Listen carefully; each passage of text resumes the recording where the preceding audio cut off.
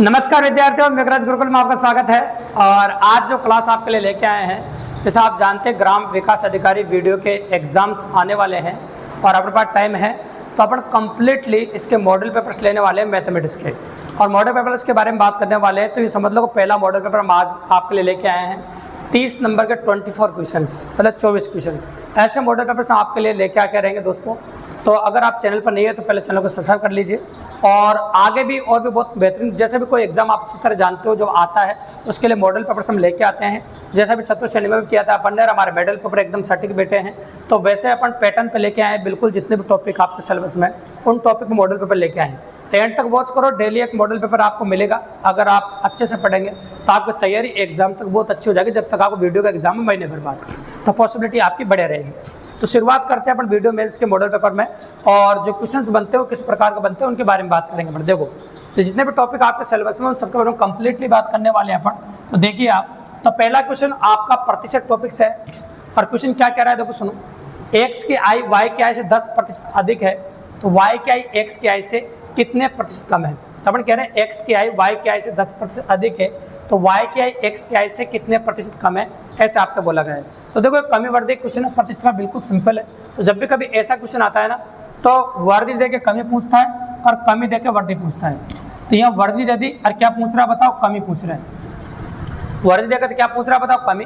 और कमी दे के क्या पूछेगा बताओ, वर्दी पूछेगा। ठीक है, तो आपसे यहाँ प्रतिशत कमी पूछी थी। क्या पूछिए आपसे, प्रतिशत कमी पूछिए।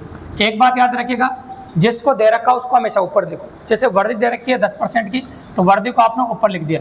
और वर्दी हो तो नीचे 100 में जोड़ के लिखो, और कमी है तो 100 में से घटा के लिखो। तो यहाँ वर्दी दे रखी है, देखो तो आप 100 में जोड़ के लिखो 110। और किसी भी संख्या को परसेंटेज में आंसर चाहिए तो 100 से गुणा करते हैं भी, ये आपकी पॉसिबिलिटी है। तो गौर से देखिए, 0 से 0 कट जाएगा आपका और ये हो जाएगा आपका 100/11। बिल्कुल सिंपल सी बात है।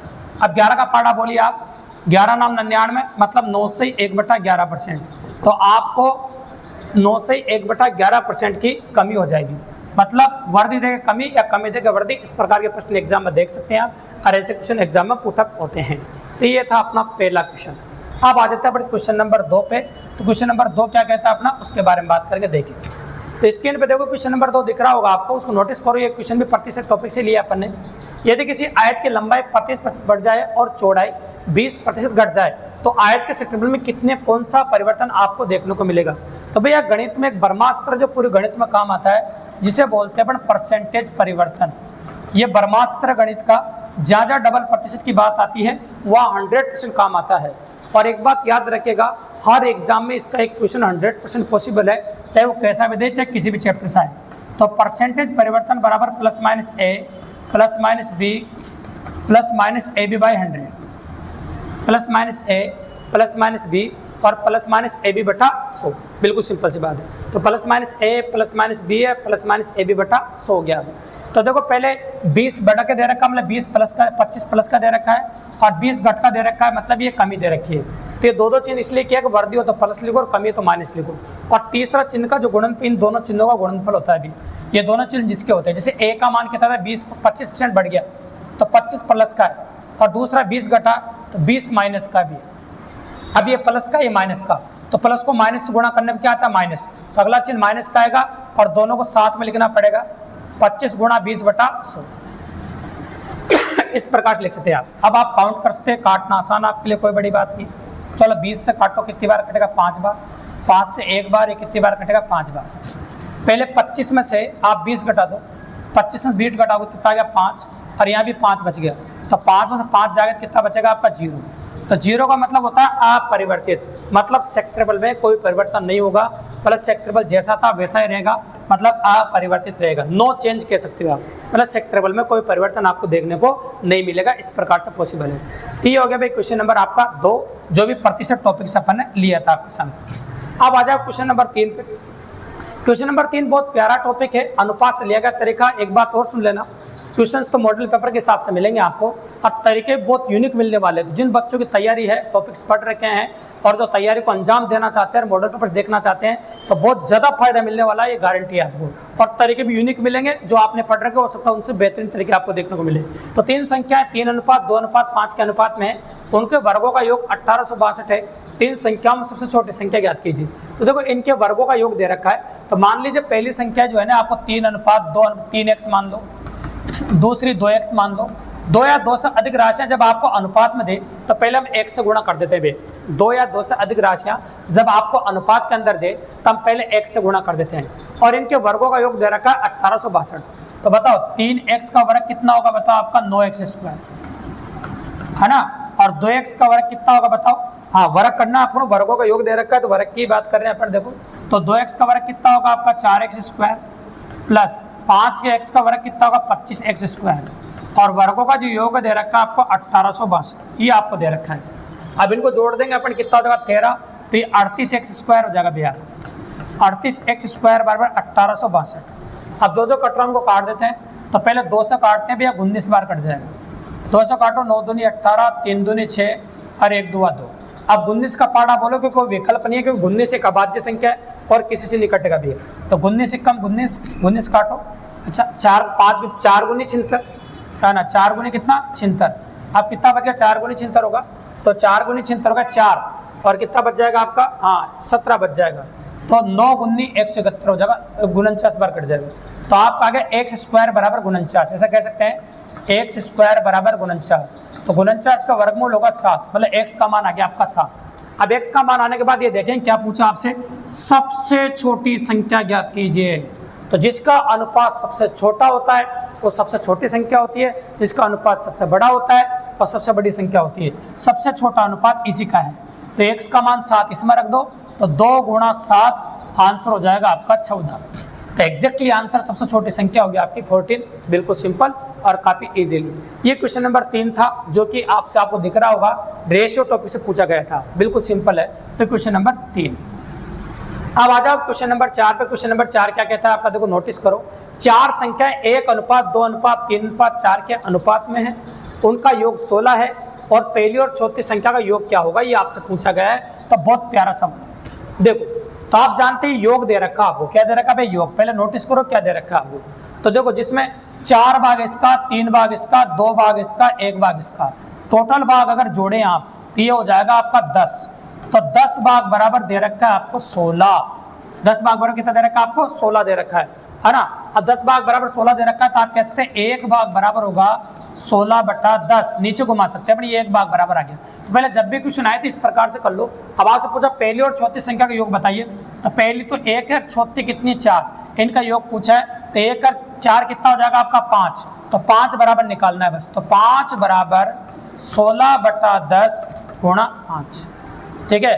तो 5 से 10 काट दीजिए 2 बार, और 2 से 16 काट दीजिए 8 बार। 2 से 16 काट दीजिए, कितनी बार काट दीजिए 8 बार। तो ये आपका आंसर हो जाएगा 8। बिल्कुल सिंपल और काफी इजीली। तो आपका जो आंसर होगा वो कितना हो जाएगा बताओ, 8। तो आंसर होगा आपका 8। कितना होगा बताओ, 8। ठीक है, कोई दिक्कत नहीं। तो 8 की जो पॉसिबिलिटी आपको देखने को मिल रही है वो इस प्रकार से आप, ठीक है ना। तो इस प्रकार से अपन कर सकते हैं, आपका आंसर हो जाएगा 8। कितना हो जाएगा बताओ, 8। ऐसा हो जाएगा। ठीक है, तो इस प्रकार से अपन कर सकते हैं। ये क्वेश्चन नंबर 4 हो गया आपका। अगला क्वेश्चन आप देखेंगे क्वेश्चन नंबर 5। ये भी आपका टॉपिक देखोगे तो देखो ये औसत टॉपिक पर पहुंच गए अपन। एक महिला और उसकी पुत्री की औसत आयु 46 वर्ष है। तो एक तो महिला है आपकी और एक पुत्री है। औसत आयु 46 वर्ष है। अगर औसत 46 का दे रखा है, जितनी संख्या आपको दी जाए उसको औसत से गुणा कर दो तो योगफल आ जाता है। तो माँ और पुत्री है तो 2 जने हैं और औसत 46 का है। तो आप कहो तो 92 कह सकते हो। इनका जो योगफल है वो 92 का योगफल है, इन दोनों की उम्र का। अब मम्मी और बेटी के आयु का अनुपात है 15:8। जब 15 भाग मम्मी का है और कितना भाग, 8 भाग पुत्री का है। ठीक है, तो आप कह सकते हैं टोटल कितना हो रहा है, 8 और 15 की बात करें 23 हो रहा है। तो 23 बराबर दे रखा है आपको 92। 23 चौक होता है भैया 92। 23 चौक कितना होता है 92। 1 बराबर हो गया 4। अब 1 बराबर 4 आ गया तो 15 बराबर निकाले, 15 चौक 60। तो मम्मी कितने की हो जाएगी 60 साल की, और 4 8 32, पुत्री हो जाएगी 32 साल की। तो पहले अपन ने निकाल दिया पुत्री और मम्मी कितने कितने साल की। ये तो वर्तमान आयु निकाल दी मैंने।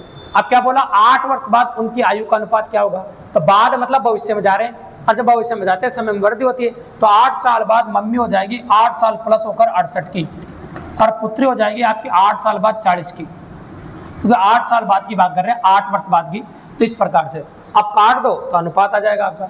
चलो 8 से काट दीजिए आप, 8 से नहीं 4 से काट, 2 सौ काट, इस प्रकार के 104, 728 इस प्रकार से, और 4 से काट दो 10 बार, तो एग्जैक्टली जो आंसर है आपका वो आ जाएगा 17:10। मतलब 8 वर्ष बाद उनकी आयु का जो अनुपात होगा वो 17:10 हो जाएगा, है ना। 8 वर्ष बाद उनकी आयु का जो अनुपात आप देखेंगे वो 17:10 देखेंगे। बिल्कुल सिंपल सी बात है। ये औसत टॉपिक का क्वेश्चन था जो अपन ने लिया मॉडल पेपर में। रेंडमली जितने भी टॉपिक आपके एग्जाम में है वो सारे टॉपिक को क्वेश्चन लेंगे अपन, और बहुत प्यारा ले रहे हैं, बहुत मजेदार तरीके से, तो आप गौर से देखते जाइएगा बस। अगला क्वेश्चन आ रहा है भी आपका, ये भी औसत का क्वेश्चन है, बहुत प्यारा क्वेश्चन है। देखो सुनो, एक बल्लेबाज अपनी 15वीं पारी में 76 रन बनाता है, जिससे उसका औसत 2 बढ़ जाता है। 15वीं पारी के बाद उसका औसत स्कोर क्या होगा। 15वीं पारी के बाद औसत स्कोर पूछा है भी आपसे, ठीक है। इसको करने का तरीका अगर हमारी क्लास से लिया आपने, किसी की भी लिया था वो पता होगा कि नई पारी के रन 76 ऐसे कैसे लिख दिया मैंने, नई पारी के रन बोलते हैं, इसे नई पारी के रन लिखते हैं अपन 76, या लिखते हैं अपन, देखो नई पारी के रन लिखें या नया औसत लिखेंगे। नया औसत पता नहीं उसके एक मान लेंगे, वर्दी हो रही है कमी हो रही है, नोटिस करो वर्दी हो रही है 2 की, तो 2 की वर्दी लिख दिया अपन ने। अगर यहाँ आपने देखो नोटिस कीजिएगा, या नया औसत लिखा था या संख्या पुरानी आएगी, तो वो 15वीं पारी जो है तो नई पारी है, तो पुरानी पारी कितनी थी, 14 पारियां खेल ली थी पहले, 14 पारियां खेल ली थी। तो अपन क्या कहते, 14 दूनी 28, 28 उधर जाके आप 76 में से घटा दीजिए, 76 minus 28 equal to x, then answer is 48। तो जो नया औसत जो आपके सामने निकल के आएगा वो आ जाएगा आपका 48। तरीका क्या है, नई पारी का रन, नया औसत प्लस माइनस कमी वर्दी इंटू पुरानी संख्या, इस प्रकार से अपन लिखते हैं आपके सामने, और एक लाइन में आपका जवाब आप देखेंगे बिल्कुल इजीली और काफी आसानी से अपन ने कर दिया। तो ये क्वेश्चन नंबर 6 था। क्वेश्चन नंबर 6 के बाद अगला क्वेश्चन जो स्क्रीन पर दिख रहा हो, है ना, तो ईमानदारी से देखिएगा किस प्रकार की पॉसिबिलिटी बनती है वो देखिए आप, है ना। साधारण ब्याज की किस दर से रुपये 1200 के 3 वर्ष तथा 800 रुपये के 4 वर्षों का ब्याजों का अंतर 20 रुपये, 4 वर्ष के ब्याजों का अंतर 20 रुपये है, तो ब्याज की वार्षिक प्रतिशत दर क्या है। तो भैया बहुत प्यारा क्वेश्चन, अगर आप नोटिस करो ब्याजों का अंतर दे रखा है अलग अलग, और ब्याज की वार्षिक दर आपसे पूछी गई है। तो देखो 1200 रुपये पहला मूल राशि है, समय 3 वर्ष है, इसके लिए दर पता नहीं है। 800 रुपये मेरे पास और 4 वर्ष ब्याज है। तो देखो साधारण ब्याज का सूत्र लगाना है दोनों के लिए। तो पहली मूल राशि कितनी है, देखो आप 1200 रुपये पहली मूल राशि है, दर पता नहीं है, दर R मान लो, समय आप 3 वर्ष मान सकते हैं, 100 का भाग लगा दिया, ये पहला हो गया ब्याज। दूसरा ब्याज 4 वर्ष के लिए 800 रुपये पर, 800 रुपये, दर पता नहीं है, और समय 4 वर्ष हो जाएगा, और बटा कितना हो जाएगा आपका 100, और अंतर हो जाएगा आपका 20। ठीक है, कोई दिक्कत नहीं, बिल्कुल सिंपल है। अब 2 जीरो से अपन 2 जीरो काट देंगे, और 2 जीरो से अपन ने 2 जीरो काट दिए, ठीक है। तो 12 तिया 36 R, तो ये लिख दिया अपन ने 36 R हो गया आपके सामने ये, और यहाँ पर करो 4 अट्ठा 32 R, ये होगा आपका 32 R, और इक्वल टू आपका हो रहा है 20। कितना हो रहा है बताओ, 20। अब देखो 36 R में से 32 R घटाओगे तो 4 R आ जाएगा, और 4 R इक्वल टू हो गया 20। अब 4 से जो 20 कटेगा वो 5 बार कटेगा, तो R की जो वैल्यू निकल के आ गई आपकी आएगी 5% भैया। तो किस दर से उधार दिया गया, दोनों को समान दर से उधार दिए गए, दोनों को 5% दर से पैसे उधार दिए गए। दोनों को जो उधार दिए गए वो 5% की दर से दिए गए, मतलब दोनों को 5% दर से पैसे उधार दिए गए, बिल्कुल सिंपली और काफ़ी इजीली अपन ने कंडक्ट कर दिया भी आपके सामने। तो ये था क्वेश्चन नंबर 7 अपन ने जो किया आपके सामने। अब देखिए क्वेश्चन नंबर 8 जो स्क्रीन पर आपको दिख रहा है। क्वेश्चन नंबर 8 को गौर से देखिए। किसी धनराशि पर 4% वार्षिक ब्याज की दर से 2 वर्ष के साधारण ब्याज तथा चक्रवृद्धि ब्याजों का अंतर 8 रुपये है, तो वह धनराशि ज्ञात कीजिए। तो भैया आप जानते हैं कि 4% की दर से 2 वर्ष का साधारण ब्याज 8% होता है, क्योंकि साधारण ब्याज दर और समय का गुणनफल होता है। और जब चक्रवृद्धि ब्याज निकालते हैं तो साधारण ब्याज तो आता ही भी है, और दशमलव के बाद 2 खालिस्तान आते हैं, और उन दोनों खालिस्तानों में दर का वर्ग आता है। तो दर कितनी बताइए आप नोटिस कीजिए 4, तो 4 का वर्ग कितना होगा 16। तो ये हो गया चक्रवृद्धि ब्याज, ये हो गया साधारण ब्याज, और इन दोनों का अंतर की अगर हम बात करें तो अंतर हो रहा है इनका 0.16%, 0.12%, और ये अंतर कितना दे रखा है आपको 8 रुपये। ये लो, अब 1% का मान निकाल देते हैं अपन, तो 8/0.16, और मूलधन 100% होता है, तो 100 से दोनों साइड गुणा कर दो, और 100 से गुणा भी कर दिया। नीचे जो 16 इसका पॉइंट का चिन्ह हटाओ तो 100 और लग जाएगा ऊपर, अब काट दीजिए, इसमें आंसर आ जाएगा 1 अट्टे 8, 2 अट्टे 16 और 2 से कट जाएगा 50 बार। और 50 को 100 से गुणा करते तो कितना आता है बता, 5000। 50 को 100 से गुणा करते तो आंसर कितना आ जाता है आपका 5000। तो ये हो गया आपके सामने 5000 रुपये, बिल्कुल सिंपली बात है। ये क्या हो जाएगा आपका 5000 रुपये आपका आंसर क्वेश्चन नंबर 8 का जो था चक्रवृद्धि ब्याज साधारण ब्याज के कॉम्बिनेशन पता।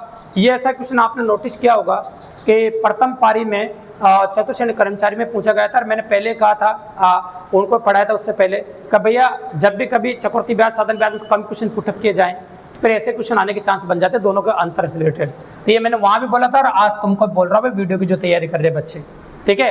एक धनराशि पर निश्चित चक्रवृद्धि ब्याज की दर हर वर्ष जोड़ने पर 4 वर्षों में 7000 रुपये और 8 वर्षों में 10,000 रुपये हो जाती है, तब वह मूल राशि कितनी होगी, ठीक है। तो 4 वर्षों में तो कितना हो रहा है, देखो क्लियरली कह रहा है 4 वर्षों में तो 7000 रुपये हो रहा है और 8 वर्षों में हो रहा है 10,000 रुपये। वैसे तो अगर इसको फर्स्ट मेथड से करने जाए ना भैया तो भारी हो जाएगा, क्योंकि मिश्रण का सूत्र 2 बार लगेगा चक्रवृद्धि ब्याज के अंदर, ये बात याद रखिएगा, ठीक है। तो इस 2 बार पॉसिबिलिटी बनेगी। चक्रवृद्धि ब्याज की दर से बोला है, देखो अगर साधारण ब्याज की दर से बोलता तो क्वेश्चन बदल जाता भी, यह चक्रवृद्धि ब्याज की दर से बोला है और दुगने समय का मिश्रण देकर आपसे मूलधन पूछा है। अगर दुगने समय का मिश्रण देकर आपसे मूलधन पूछा जाए तो आप एक लाइन में क्वेश्चन करते हो, ऐसा तरीका बता रहे हैं आपको। पहले मिश्रण का स्क्वायर बटा दूसरा मिश्रण, पहला मिश्रण का स्क्वायर मतलब 2 बार लिख दो, तो पहला मिश्रण का स्क्वायर बटा दूसरा मिश्रण, ये लो। इसमें एक लाइन में आंसर आ जाए, कोई मिश्रण का सूत्र 2 बार लगाने की जरूरत नहीं है, आप काफ़ी इजीली और काफ़ी आसानी से कर सकते हैं। ये 3 जीरो से 3 जीरो काट दिया आपने, 1 जीरो से 1 जीरो काट दी और 7 सत्ते हो जाएगा आपका 49, मतलब 4900 रुपये आपका आंसर आ जाएगा पलक झपकते, बिल्कुल सिंपल तरीके से, काफ़ी इजीली। ये क्वेश्चन नंबर 9 था आपका जो अपन वीडियो की प्रैक्टिस के लिए कर रहे हैं दोस्तों। ये चक्रवृद्धि ब्याज से पुटअप किया गया क्वेश्चन था एग्जाम के अंदर, मॉडल पेपर है ना। अब आ जाओ 10 नंबर पे क्वेश्चन। 10 नंबर क्वेश्चन की लैंग्वेज पढ़ो, क्या कह रहा है देखो सुनो।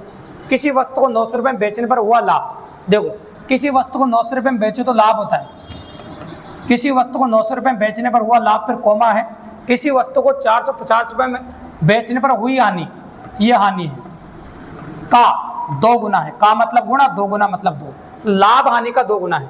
लाभ हानि क्या बताओ, 2 गुना। माना क्रय मूल्य x भी है, माना क्रय मूल्य क्या है x। अब लाभ क्या होता है आपका, लाभ होता है वो विक्रय मूल्य माइनस क्रय मूल्य।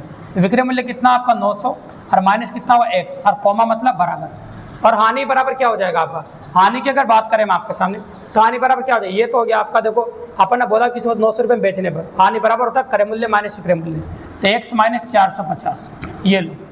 बहुत प्यारा तरीका, यहाँ से x का मान निकालोगे तो क्रय मूल्य आ जाएगा। और क्वेश्चन की यहाँ तक ही पढ़ा है अपन ने, इसके आगे नहीं पढ़ा है, इसके आगे बाद में पढ़ेंगे, ठीक है। तो चलो देखो, तो चलो 2 को अंदर गुणा कर दीजिए, 900 माइनस x, 2 को अंदर गुणा करो 2x और माइनस 900, ये x इधर जाएगा प्लस का हो जाएगा, 9 से इधर जाएगा प्लस का हो जाएगा, तो बताओ ये कितना हो जाएगा आपका 1800 है ना। ये 3 6 3 18, तो x बराबर हो जाएगा आपका 600, x बराबर कितना हो जाएगा 600। ये तो भाई क्रय मूल्य आ गया, क्या क्या बताओ क्रय मूल्य। लेकिन इसने क्या बोला, इस वस्तु पर 25% लाभ कमाने के लिए कितने में बेचना पड़ेगा, मतलब भैया विक्रय मूल्य पूछा है आपसे, 25% लाभ कमाने के लिए कितने में बेचना पड़ेगा, मतलब 600 का 125% और निकालना पड़ेगा। 25% लाभ कमाना मतलब प्रॉफिट कमाना 600 पे, ठीक है। तो आप क्वेश्चन आज आंसर आ जाएगा आपका का मतलब गुणा और इस 100 का भाग लगा दिया, 2 जीरो से 2 जीरो कट गई, अब 6 से गुणा कर दो 125, ये 725 के आसपास बजाय, अब गुणा कर दो 6 पंजे 30, हासिल कितना हो जाए 3, 6 दूनी 15, 15 का 5 हासिल 1, ये 750 रुपये एग्जैक्टली आंसर होगा। ये बिल्कुल सिंपली कर दिया अपन ने, तो आंसर हो जाएगा 750 रुपये। कई बच्चे जल्दबाजी में यहाँ तक निकालने के बाद ही ये 600 रुपये आंसर देके आ जाते हैं भैया, ऐसी गलती आप बिल्कुल भी ना करना, क्योंकि आपसे क्रय मूल्य नहीं विक्रय मूल्य पूछा है और 25% लाभ कमाने के बाद विक्रय मूल्य पूछा है। एग्जैक्ट आंसर 600 रुपये नहीं है भैया, 750 रुपये। तो डबल कंडीशन क्वेश्चन है, 2 चीज़ें काम आ रही थी एक साथ। क्वेश्चन बहुत प्यारा है और मजेदार लैंग्वेज का प्रयोग आपके सामने किया गया है। तो ये था क्वेश्चन नंबर 10 आपका। अब अगला देखिए क्वेश्चन नंबर 11 क्या कहता है आपको, देखो सुनो। एक वस्तु को 15% लाभ पर बेचा गया, यदि उसे 27 रुपये अधिक मूल्य पर बेचा जाता तो 20% लाभ होता, तो वस्तु का क्रय मूल्य ज्ञात कीजिए। बहुत अच्छी लैंग्वेज क्वेश्चन है, लॉजिकल। ये 20% लाभ है या 15% लाभ है। एक बार देखना, जब भी कभी ऐसा क्वेश्चन आए ना अधिक वाला, 27 रुपये अधिक, अधिक बोलो कम बोलो अंतर बोलो, इनका मतलब अंतर ही होता है। लाभ हो तो 100 में जोड़ के लिखो और हानि हो तो 100 में से घटा के लिखो। ये 20% का लाभ है तो 120% हो गया, और 15% का लाभ है तो 115% हो गया।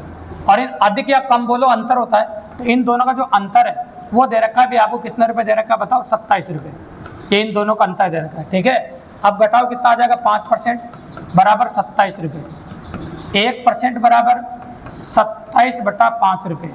ठीक है, और आपको पता है कि टोटल क्रय मूल्य 100% होता है, तो 100 से दोनों साइड गुणा कर दो, 27/5 गुणा 100, ये 20 बार काट जाओ, 27 दूनी 54 है ना, ये हो जाएगा आपका 540 रुपये, 540 रुपये। ठीक है भाई, इस प्रकार से हो जाएगा आपका 540 रुपये, बिल्कुल सिंपल सी बात है ना। तो इस प्रकार से होगा 540 रुपये। तो इस प्रकार से अपन कर सकते हैं। ये आंसर हो गया क्वेश्चन नंबर 11 का आपका। तो बहुत प्यारा सवाल था, लाभ अनिश्चित था और अच्छा क्वेश्चन था, ये भी पुटअप वेरिएंट था, बहुत पॉसिबिलिटी अच्छी बनती है और एग्जाम में आने के चांस आते हैं। अगला क्वेश्चन बढ़ रहा है 12 नंबर, देखिए एक्स तथा वाई एक काम 8 घंटे में कर सकते हैं, एक्स अकेला 12 घंटे में कर सकता है, तो वाई अकेला उस काम को कितने दिन में करेगा। देखो एक्स तथा वाई दोनों मिलकर किसी काम को 8 घंटे में कर सकते हैं, तो अपन कह सकते हैं एक्स और वाई दोनों मिलकर किसी काम को 8 दिन में कर सकते हैं, वो एक्स अकेला उस काम को 12 दिन में कर सकता है, ऐसा आपसे बोला है। तो वाई अकेला कितने दिन में करेगा, तो भाई आपने एलसीएम मेथड से कर सकते हैं इस क्वेश्चन को। 8 और इन दोनों का जो लस लेंगे अपन, वो ले सकते, लस कितना आ जाएगा बताइए इसका, जिस संख्या में भाग चला जाएगा वो लस हो जाएगा इसका, है ना। एक तो देखो 4 है, 2 है, ये तो लेना ही पड़ेगा आपको, 3 लेना पड़ेगा, 24 में चला जाएगा, ये 24 ले लेते हैं, 8 या 24 और 12 दिन, ये हो जाएगा आपके सामने। अब आपको पता है कि दोनों में से x घटा दो, y का मान अपना आप आ जाएगा, तो आप क्या करोगे 3 में से 2 घटा दो, ये दोनों की क्षमता है या अकेले x की क्षमता है, इसमें से घटा दो, y की क्षमता कितना है 1, लसमा भाग लगा दो, तो आंसर आ जाएगा आपको 24 दिन। तो y अकेला उस काम को 24 दिन में कर सकता है। अगर y अकेला करेगा तो उस काम को 24 डेज में कर देगा, मतलब 24 दिन में कर सकता है, बिल्कुल सिंपली और काफ़ी इजीली। अब आ जाओ क्वेश्चन नंबर 13 पे। तो क्वेश्चन नंबर 13 क्या कहता है आपको, देखो सुनो, 3 नल ए बी सी एक टंकी क्रम से 12, 15 और 7 20 घंटे में भरते हैं। यदि ए को पूरे समय के लिए खोल दिया जाए और बी और सी को बारी बारी से 1 घंटे के लिए खोला जाए, ठीक है। तो पहले देखते हैं अपन, देखो ए बी सी की, ये बारी बारी वाला क्वेश्चन है, नल वाला, ये 12, 15 और 20, इनका जो लस है वो 60, मतलब 60 भाग काम कराना है। अब ये कितना बढ़ता है, देखो 12 पंजे 60, 5 भाग बढ़ता है, ये 4 भाग बढ़ता है 1 घंटे में, और ये 3 भाग बढ़ता है। अब क्या कह रहे, देखो सुनो, ए तो कंटिन्यू खुला रहता है, मतलब की क्षमता जारी रहती है एक ही दिन। पहले घंटे के साथ बी को खोला जाता है तो 9 भाग काम होता है पहले घंटे में, दूसरे घंटे में 5 के साथ इस 3 वाले को खोला जाता है, और इस प्रकार से सिचुएशन आगे जारी रहती है, ठीक है, कंटिन्यू। अरे जब तक जारी रहेगी जब तक 60 नहीं आ जाए। तो आप जानते हैं 9 और 8 कितना हो जाएगा आपका 17।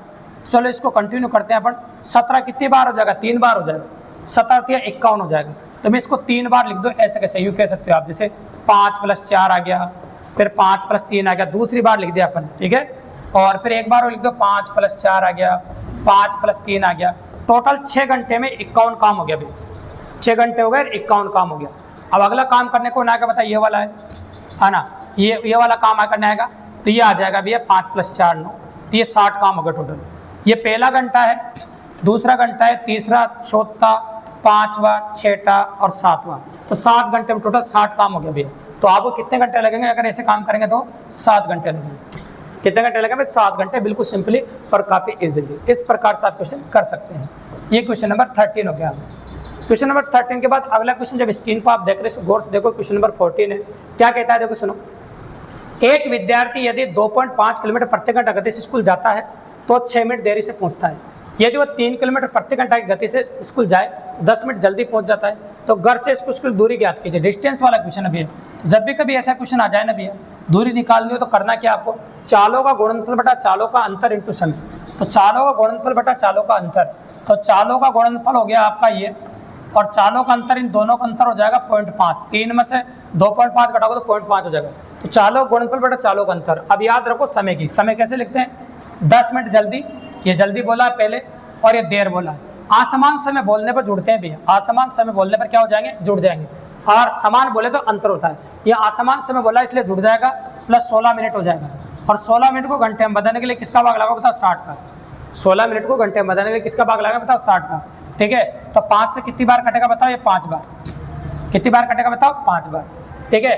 और 5 से कितनी बार कटेगा आपका, 12 बार, और 3 से कितनी बार कटेगा आपका, 4 बार, और 4 16 कितनी बार कटेगा आपका, 4 बार। तो एग्जैक्टली आंसर आ जाएगा आपका 4 किलोमीटर। मतलब आपका जो आंसर होगा वो होगा आपका 4 किलोमीटर, बिल्कुल सिंपली और काफ़ी इजीली। ये समय चाल दूरी से पूछा गया क्वेश्चन था और इस प्रकार क्वेश्चन समय चाल दूरी से आपके पेपर में आ सकता है, जब भी तो मॉडल पेपर में अपने डाला है दोस्तों। अगला क्वेश्चन जो दिखाई दे रहा है आपको, ये समय चाल दूरी में एक बात कान खोल के सुन लेना। अगर आपके सिलेबस समय और कार्य दे रखा, नल टंकी अपने आप आ जाएगी।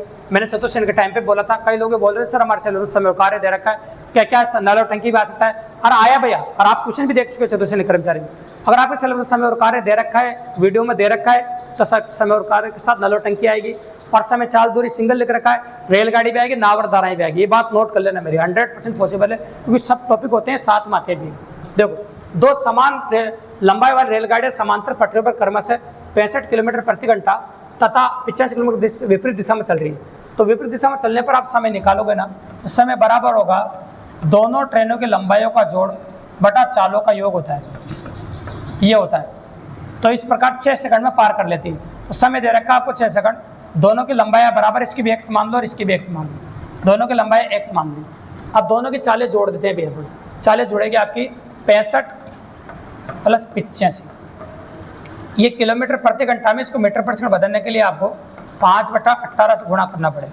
तो रेलगाड़ी की जो लंबाई है वो मीटर में दे रखी है, पर इसे मीटर में पूछिए किस सेकंड में है, ठीक है। अब इसको उधर भी घुमा देते हैं अपन, ये 2x हो जाएगा अपना, 2x बराबर 6 गुणा, अब इसको जोड़ दे कितना आ जाएगा आपका 10 का शून्य हासिल 1, तो कितना आ जाएगा आपका 15 और 60 5/18, ये हो जाएगा। अब जो कट रहा है उन सबको काट देते हैं अपन, देखो काट देते हैं, 6 3 18, 5 3 15 50 बार और 2 से काट दीजिए 25 बार, 25 को 5 से गुणा कर दीजिए तो x बराबर आ जाए 25 पंजे 125।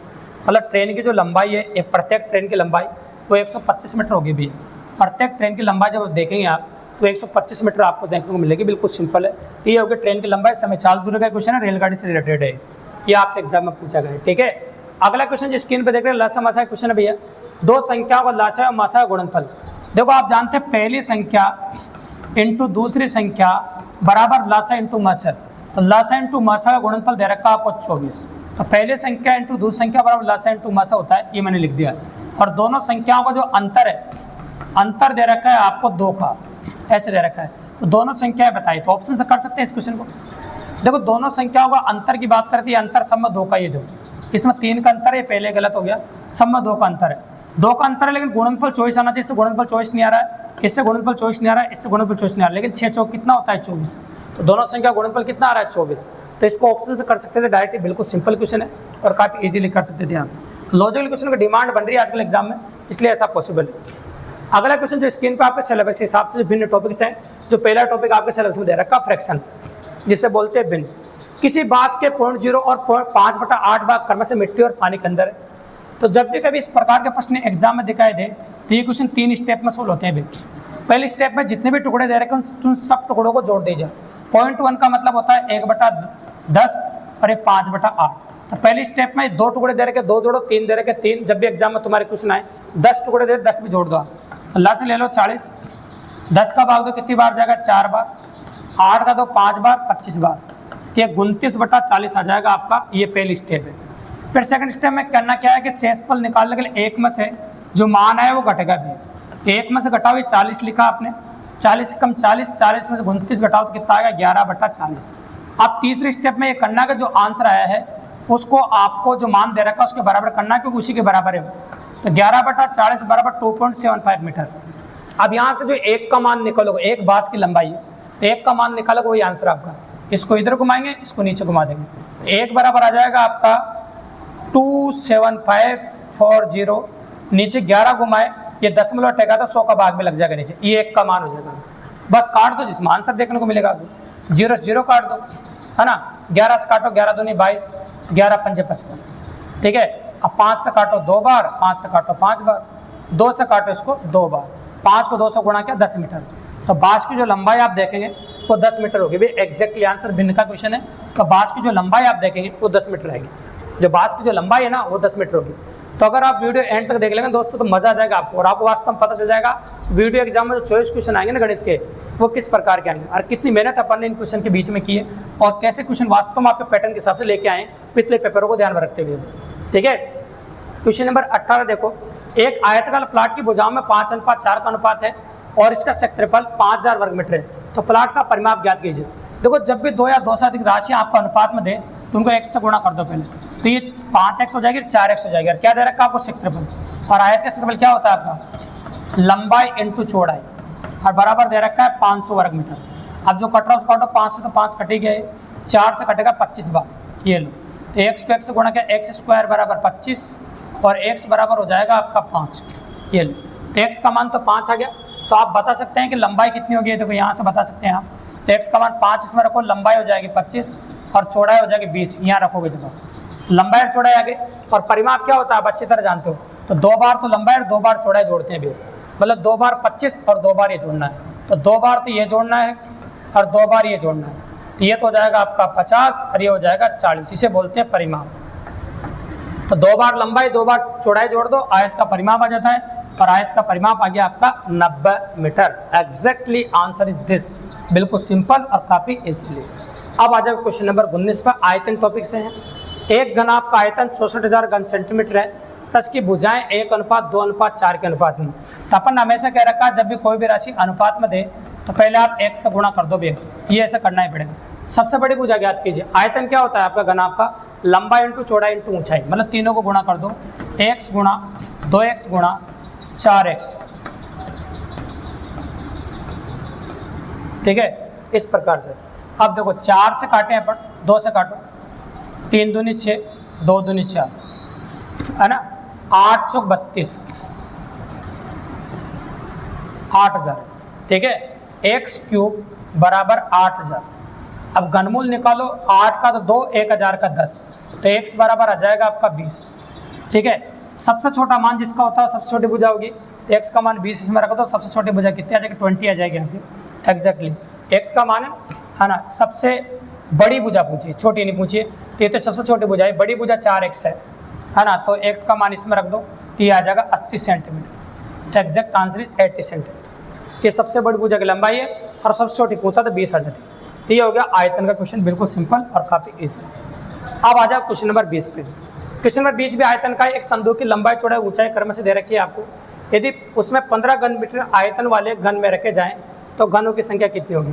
भैया आपसे संख्या पूछिए, एक बात कान खोल के सुन लेना, का आयतन टॉपिक में जब भी कोई भी क्वेश्चन ऐसा आ जाए जिसमें संख्या पूछे, आयतन टॉपिक से तुम्हारे पेपर में कोई भी क्वेश्चन ऐसा आ जाए जिसमें संख्या पूछे, तो एक लाइन में सवाल कर सकते हो। बड़ी आकृति के आयतन में छोटी आकृति के आयतन का भाग लगा दो, संख्या आ जाती है। अपने यहाँ बड़ी आकृति संदूक है, और संदूक का आयतन होता है आपका लंबाई इंटू चौड़ाई इंटू ऊंचाई। और ये इसमें ये दे रखी है आपको किताब जो भी दे रखा है घन, तो ये 15 घन मीटर ये आयतन है घन का, इसका भाग लगा रहा हूँ ये। तो बड़ी आकृति के आयतन में छोटे आकृति के आयतन का भाग लगता है, संख्या आ जाएगी भैया। कितने घन बनेंगे? 5 3 15, 5 दूनी 10, और 3 दूनी हो जाएगा 6, 4 दूनी 8, 8 दूनी 16, टोटल कंप्लीट जो संख्या निकल के आएगी वो आ जाएगा 16 आपको। ये तरीका यूनिक तरीका, आप किसी भी आकृति में यूज कर सकते हो। बस बड़ी आकृति के आयतन में छोटे आकृति के आयतन का भाग लगो तो संख्या आ जाती है। चाहे कोई सी भी आकृति तुम्हारे पेपर में आए, तरीका ये रहेगा देखो, ठीक है। इस क्वेश्चन को देखिए आप, 2x क्यूब यहाँ क्यूब है, क्योंकि यहाँ 4 घात 3 घात 2 घात इस प्रकार से चल रहा है। तो ये बहुपद व्यंजक क्वेश्चन है, आपके समीकरण वाला क्वेश्चन है, उसके ऊपर है देखो। तो एक बहुपद व्यंजक आपको दे रखा है, को x+1 से विभाजित किया जाता है, शेषफल 19 आता है। अब x+1 से विभाजित करने का मतलब समझ रहे हैं, तो x का मान -1 रखना पड़ेगा उधर जाके। अगर इसमें x का मान -1 रख देते हैं तो ये मान 19 हो जाता है। शेषफल कितना आ जाता है? 19। तो मैं रख देता हूँ x का मान -1 रखते हैं, उसमें देखो ज़्यादा x दे रखा हूँ, -1 रखते जाओ। 2 गुणा -1 का क्यूब, 3 गुणा -1 का स्क्वायर, 1 गुणा -1 में रखता जाता हूँ, है ना, और प्लस 3a -7 बराबर दे रखा है आपको 19। अब सोल्व करते जाते हैं, पर देखो -1 का सम का आता तो प्लस में आता है, विषम का आता तो माइनस में आता है 1, तो माइनस माइनस क्या हो जाएगा फिर प्लस। या सम का आता तो प्लस में आएगा, या माइनस माइनस क्या हो जाएगा प्लस, और ये 3a -7 = 19। अब जोड़ो, देखो 3 6 हो जाएगा, और 6 माइनस का 7, तो माइनस का 1 बच जाएगा, और ये a कितना हो जाएगा 4a, और माइनस का 1 बराबर 19। ये माइनस से कितना हो जाएगा प्लस का हो जाएगा, तो 4a बराबर 20, a बराबर हो जाएगा 5। एग्जैक्टली वैल्यू जो पूछी थी आपसे वो एक ही पूछा था, मतलब a का मान हो गया 5। ये रैखिक समीकरण से क्वेश्चन हो गया आपका बहुपद व्यंजक पे। ऐसा क्वेश्चन भी आपको एग्जाम में देखने को मिलेगा कि आपको सिलेबस में रैखिक समीकरण दे रखी है। तो ऐसा पहले भी ग्राम विकास अधिकारी में पुटअप हो चुका है बेसिक क्वेश्चन, तो ऐसी पॉसिबिलिटी आप देख सकते हैं। अब आ जाते हैं अपन दंड आरेख पे भैया, क्योंकि आपके पाई चार्ट वगैरह दंड आरेख वगैरह दे रखा है। तो एक दंड आरेख आपको दर्शाया गया है, इसमें से 2 सवाल पूछूंगा मैं आपसे और 2 क्वेश्चन पुटअप किए जाएंगे आपसे एग्जाम के अंदर। एक साथ 2 सवाल पूछेंगे। व्यक्तियों की संख्या 1000 में दर्शाई गई है वाई एक्सिस पे, और एक्स एक्सिस पे आपको इसमें देखो आयु वर्ग दर्शाया गया 0 से 10, 10 से 20, 20 से 30, ये आयु वर्ग आपको दर्शा रखे। आप डायरेक्टली अपन क्वेश्चन पुटअप कर सकते हैं। यहाँ से 2 क्वेश्चन पूछूंगा और जवाब इस चार्ट को देख के अपन जवाब देंगे भैया। तो क्वेश्चन नंबर, नेक्स्ट क्वेश्चन देखिए आप, 2 क्वेश्चन पूछ रहे 22 नंबर और 23 नंबर। कस्बे की कुल जनसंख्या कितनी है, ये पूछा आपसे। तो मैं पहला सवाल पढ़ चुका हूँ, वापस वहीं पहुंच जाता हूँ। कस्बे की कुल जनसंख्या कितनी है, तो कुल जनसंख्या की बात करें कस्बे के, नोटिस करना। देखो ये सब 1000 में है, तो मैं पहले जोड़ लेता हूँ 20, है ना, ऐसे बात करेगा 20, 5 कितना 25, और 25 अगर इसकी बात करें अपन, नोटिस करना 25 कितना 40, 50, 70 और 70, ये दोनों को जोड़ दो साथ में, है ना, 70 और 40 110, 120 हो गए। तो 120 आ गया और 1000 से गुणा कर दो, 120 आ गया और 1000 से गुणा कर दो ऐसे। तो कस्बे की जो जनसंख्या होगी वो होगी 1,20,000। कस्बे की जो जनसंख्या होगी कितनी होगी आपकी, 1,20,000। ठीक है भाई, तो कस्बे की जनसंख्या 1,20,000 होगी। अपन आंसर देख लेते हैं। देखो 1,20,000 कस्बे की जनसंख्या आपका आंसर है, बिल्कुल सिंपल। अब आ जाओ क्वेश्चन नंबर 23 पे। सर्वाधिक आयु वर्ग के लोगों की संख्या कम आयु वर्ग के लोगों की संख्या से कितनी कम या अधिक है। तो सर्वाधिक आयु वर्ग और कम आयु वर्ग के व्यक्तियों की संख्या की बात करेंगे। तो देखो सर्वाधिक आयु वर्ग की अगर हम बात करें तो सर्वाधिक आयु वर्ग और कम आयु वर्ग की संख्या, तो देखो सर्वाधिक आयु वर्ग की बात करें तो 20,000 है, ये देखो। और सबसे कम आयु वर्ग की जो संख्या है वो कितनी बताओ, 10,000 है। तो सर्वाधिक आयु वर्ग की संख्या सबसे कम आयु वर्ग की संख्या से 10,000 अधिक होगी भी। कितनी अधिक होगी, 10,000 का अंतर है, तो आप कहते हैं 10,000 अधिक होगी। कितनी अधिक हो जाएगी बताओ, 10,000 अधिक हो जाएगी। तो अपन कह सकते हैं 10,000 अधिक है, ये देखो। तो आप कह सकते हैं 10,000 अधिक है। कितनी अधिक है बताओ, देखो सर्वाधिक आयु वर्ग के लोगों की संख्या कम आयु वर्ग के लोगों की संख्या से कितनी कम या अधिक है, तो हम कहेंगे 10,000 अधिक है भी। कितने अधिक है बताओ, 10,000 अधिक है। तो ऐसे क्वेश्चन डायरेक्टली कर सकते हैं आप। जब ग्राफ बना के देगा आपको, तो ग्राफ या तो पाई चार्ट देगा, दंड आरेख देगा, आयत चित्र, लाइन डायग्राम, इन चारों में से कोई से भी ग्राफ आएगा, उसमें से 1 या 2 क्वेश्चन आप एग्जाम वाला पुट कर सकता है आपसे। मैंने 2 क्वेश्चन लिए सैंपल के हिसाब से, क्योंकि पहले पिछली बार ऐसा हो चुका है। ठीक है, अब आ जाते हैं अपन इस चैप्टर के आखिरी क्वेश्चन पे। तो 30 नंबर के 1.25 नंबर के हिसाब से 30 नंबर के 24 क्वेश्चन आपके एग्जाम में पूछे जाएंगे। और क्वेश्चन नंबर 24 जो आपको दिख रहा है बोर्ड पे, ये कोऑर्डिनेशन ज्योमेट्री पे है। तो दोनों जो बिंदुओं के बीच की जो दूरी होती है, जैसे अपन दोनों बिंदुओं के बीच की दूरी की बात करते हैं, देखो ये 2 बिंदु लेते हैं अपन, इन दोनों के बीच की दूरी की बात करते हैं अपन ऐसे। ये पहला बिंदु, दूसरा बिंदु, ये जो बिंदु होता है आपका पहला बिंदु दे रखा है आपको, देखो x1 y1, ये x1 y1 बिंदु होता है, ये x2 y2 बिंदु होता है। कोऑर्डिनेशन ज्योमेट्री बोलते हैं, ये वीडियो के सिलेबस में है। तो इसके दोनों के बीच में जो डिस्टेंस जब पूछता है आपसे दूरी, तो दूरी क्या होती है, देखो सुनो, दूरी होती है भैया x2 माइनस x1 का square plus y2 minus y1 का स्क्वायर, है ना, y2 माइनस y1 का स्क्वायर ऐसा कह सकते हैं आप। देखिए आप y2 माइनस y1 का स्क्वायर होता है ये लो, ये होता है। अब यहाँ पर बस वैल्यूज देखनी है अपन को, x1 y1 कौन सा है, तो अपन को दे रखा है x1 y1, ये दे रखा है पहले देखो। तो x1 का जो मान है आपका सामने वो कितना बताओ, देखो -6। y1 का मान कितना है आपका y, देखते जाइएगा। x2 का मान कितना है आपका, यहाँ देखो 18, है ना, और y2 का मान कितना है 6। तो इसमें मान रख दो और दूरी दे रखी है आपको 26, तो जो पूछा वो अपना आप आ जाएगा। ठीक है, सिंपल सी बात है। चलो बताओ दूरी कितनी दे रखी है आपको, 26 इकाई। ये दूरी आ गई 26 इकाई आपकी, बिल्कुल सिंपल। अब x2 माइनस x1, तो x2 कितना आपका 18 और x1 कितना है आपका बताइए, देखो वहाँ पर -6। माइनस करेंगे तो क्या आएगा बताओ, प्लस हो जाएगा, और इस माइनस माइनस प्लस स्क्वायर हो जाएगा प्लस।